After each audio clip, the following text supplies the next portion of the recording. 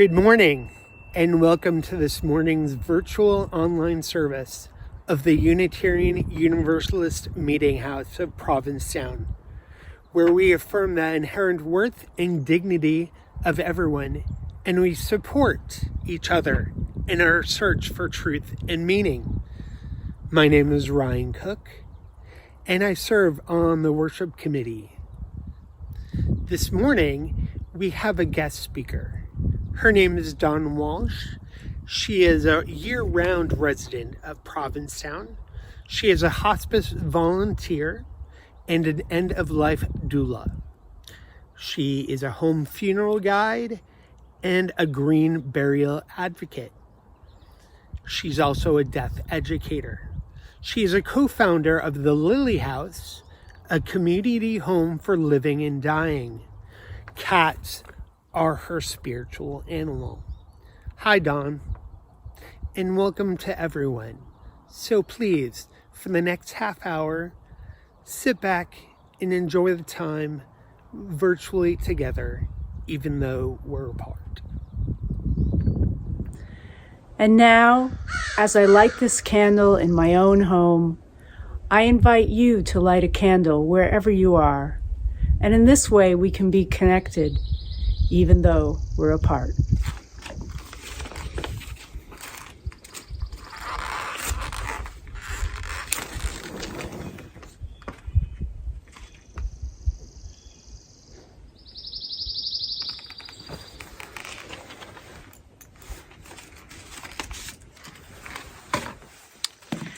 This morning's Chalice lighting reading is by Kate Wallace Rogers.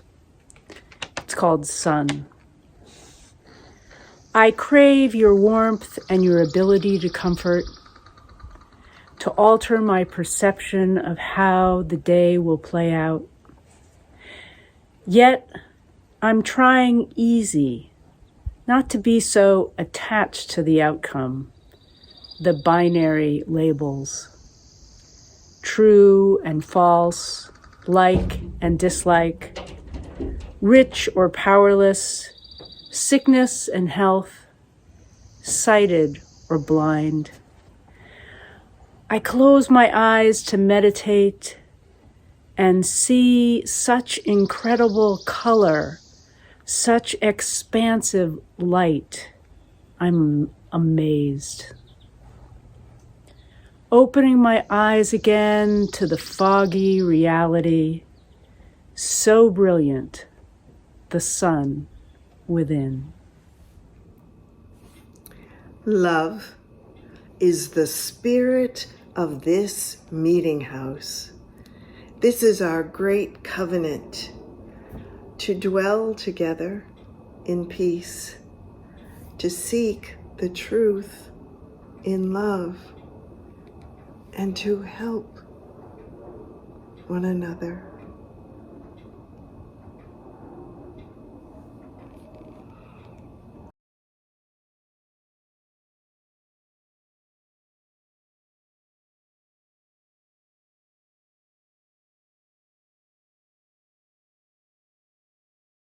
Spirit of life, come unto me. Sing in my heart all the stirrings of compassion.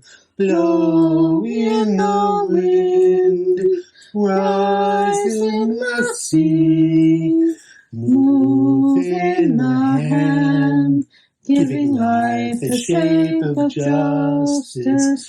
Roots hold me close, wings set me free. Spirit of life, come to me, come to me.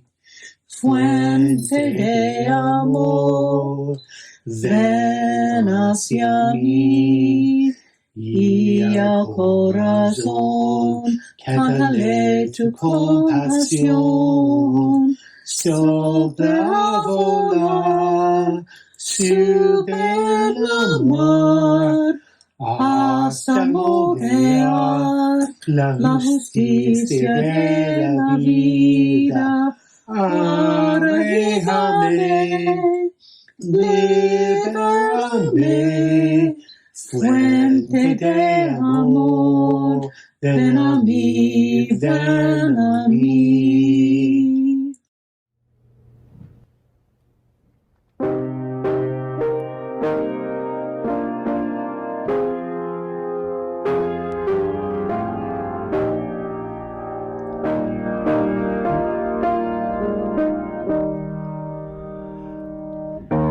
This is my song, O God of all nations, a song of peace and of wine.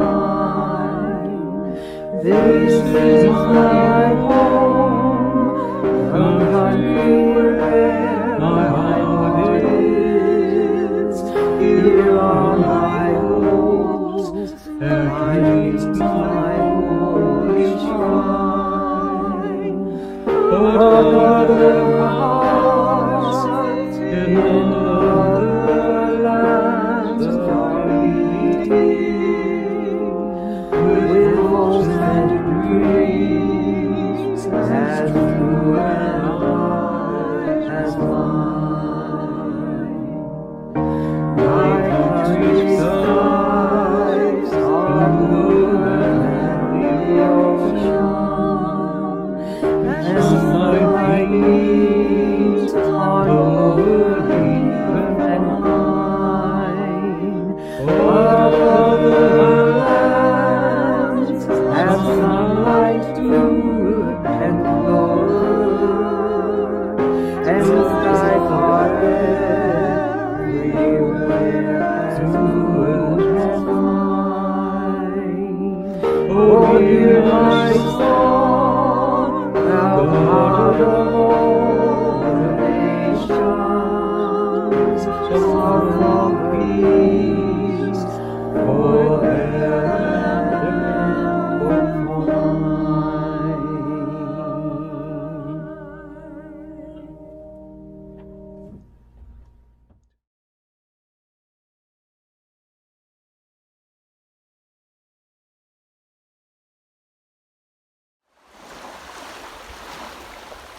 The Kingfisher by Mary Oliver.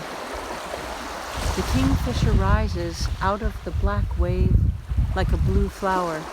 In his beak he carries a silver leaf. I think this is the prettiest world, so long as you don't mind a little dying.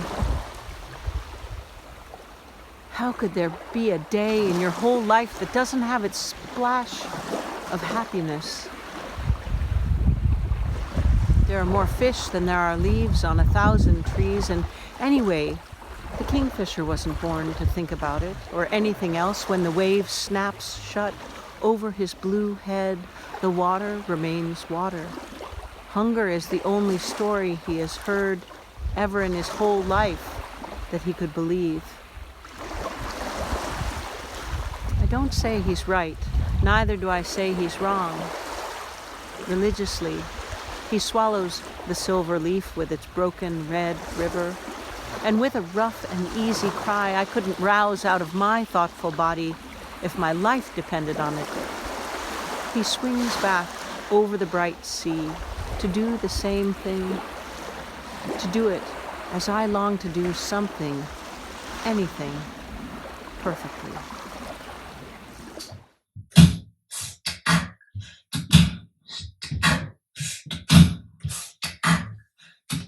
Our world is one world.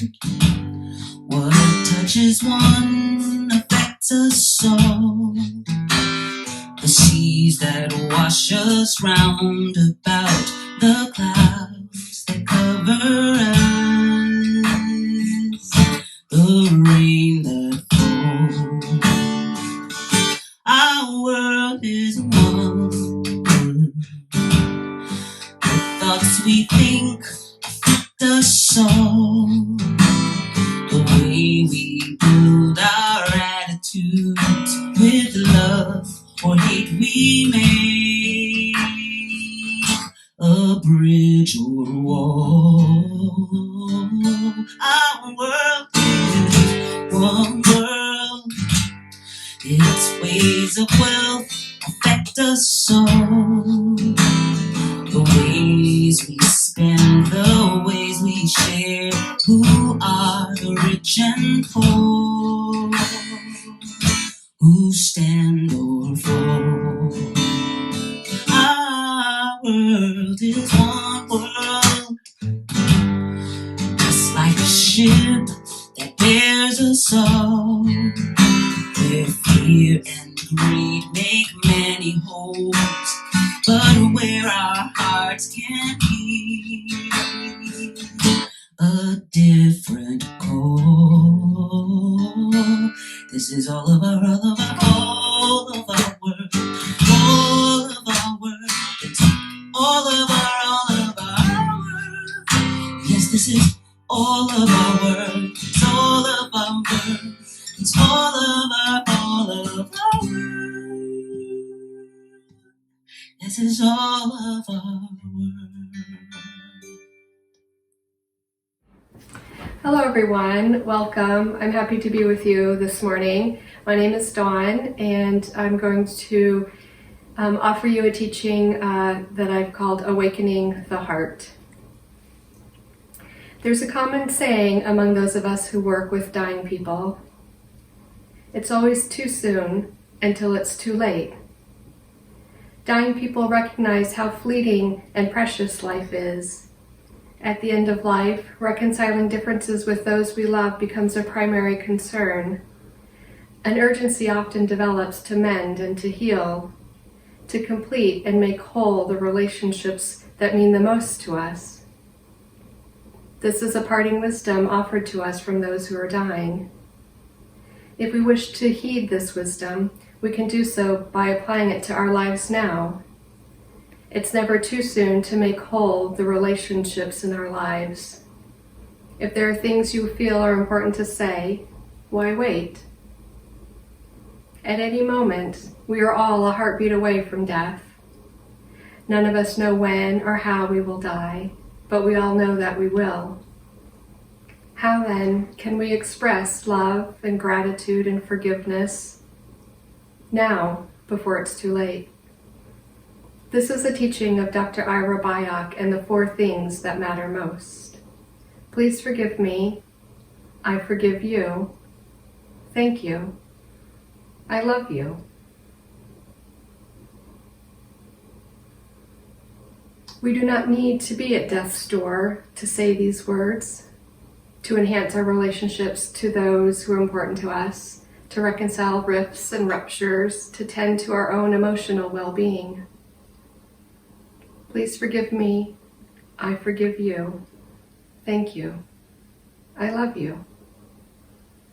These words are not magic cure-alls, but rather well-chosen words that when shared from the heart have the power to transform and awaken.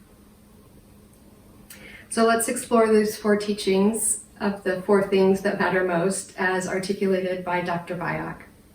And as we do, I'd like to weave in Thich Nhat Hanh's teachings on the Prajnaparimite Heart Sutra, which is considered the essence of all Buddhist philosophies.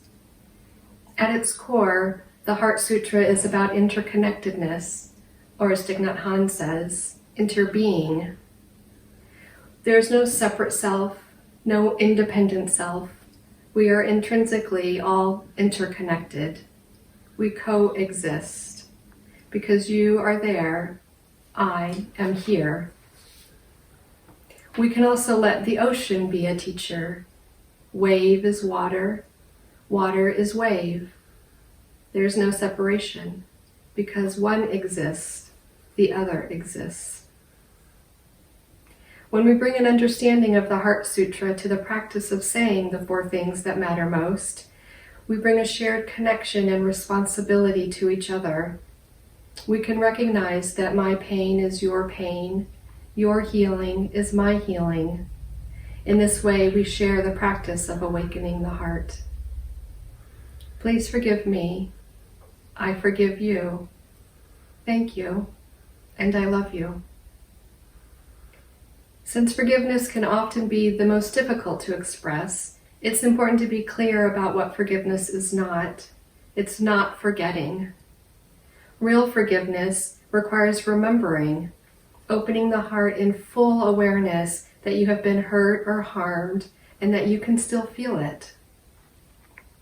Forgiveness is not absolving someone from the responsibility for harm caused.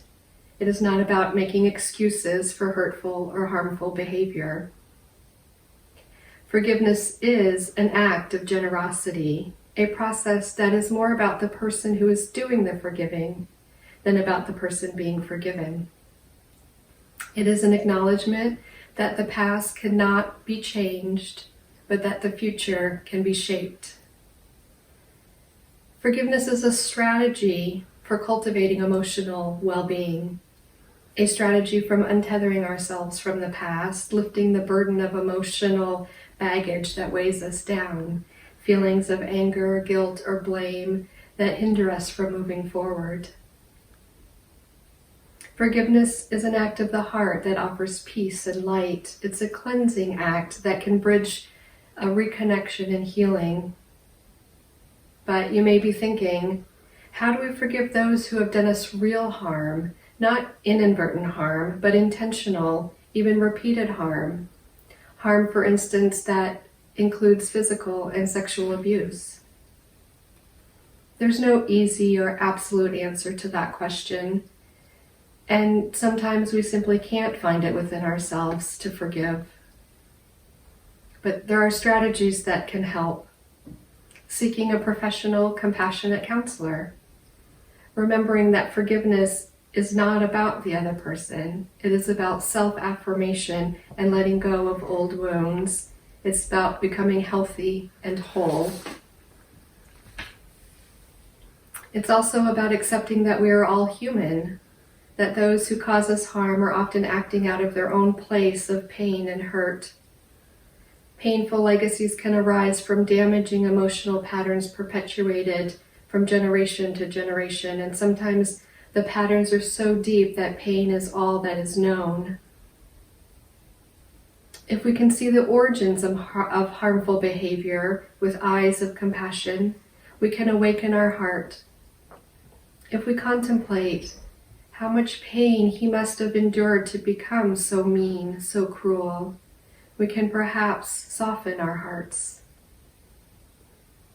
Forgiveness can indeed be difficult, but not impossible. We have to decide to forgive. It is an act of volition and will. It is a daily practice of awakening the heart. Returning to Thich Nhat Hanh's teachings on interbeing, we can contemplate that to forgive is to remember we are all interconnected. I am because you are. In this light, we acknowledge the importance of feelings, the feelings of each other, of suffering, their sufferings. I am you, you are me. We look into ourselves and we see each other. We bear witness to all that makes us human. As difficult as forgiveness can be, saying thank you, in contrast, seems obvious. Yet it is perhaps this obviousness that makes it easy to think there's no need to say thank you. She knows how much I appreciate her, we think. No need to tell her. But more often than we think, people at the end of life don't know how much they are appreciated and how much their actions have made a difference. So why wait to share how much we appreciate each other? Especially if it involves a relationship that is somehow unresolved. Saying thank you can be a practical first step in making whole an important relationship in your life. And when saying thank you, be as specific as possible. The opposite of taking things for granted is being mindful of small kindnesses. To develop a practice of gratitude is to develop a way of seeing, of being mindful of our lives and focusing on our good fortunes. Gratitude and joy are intimately fused. Practicing gratitude is a sure way to bring joy. In gratitude, we celebrate who we are to one another and the ways in which our lives have been shaped and moved by each other. Gratitude is another way to understand our interconnectedness. And at the end of life, love is what truly matters most. So again, why wait? Yet perhaps because love does mean so much, it too can be difficult to say. So what can be helpful is to remember that there's no right or wrong way to say I love you. There are many ways to express love beyond a verbal expression. We could write a letter, share a homemade meal, or craft a gift by hand. There are no shortage of creative ways to express love. And it's also helpful to remember that self-love is an integral step in being able to express love for others. Cultivating love for oneself makes it that much easier to cultivate love for others. And saying I love you to yourself and then to others affirms the life that we share as interbeings. Please forgive me. I forgive you. Thank you. I love you. These are the 4 things that matter most. They are the wisdom teachings given to us from those at the end of life. The fact that any of us and any of the people we love could die at any moment serves as a reminder to keep our relationships current. So are there people in your life, were they to die suddenly, you would worry that you left important things unsaid? If so, now is a good time to make the 4 things explicit, to wipe clean any emotional slate of grudges or ill will, to let go of old baggage, to mend broken hearts, to reconcile relationships. Now is a good time to make whole a legacy of joy. It's always too soon until it's too late. Please forgive me. I forgive you. Thank you. I love you. If parts of this teaching feel unmanageable, even impossible, perhaps the Heart Sutra teaching on interconnectedness can help. I am you, you are me. Because you are there, I am here. We do not have a separate existence. The Heart Sutra can help us collapse duality, can help us awaken our hearts. Wave is water, water is wave. Thank you for listening. I love you.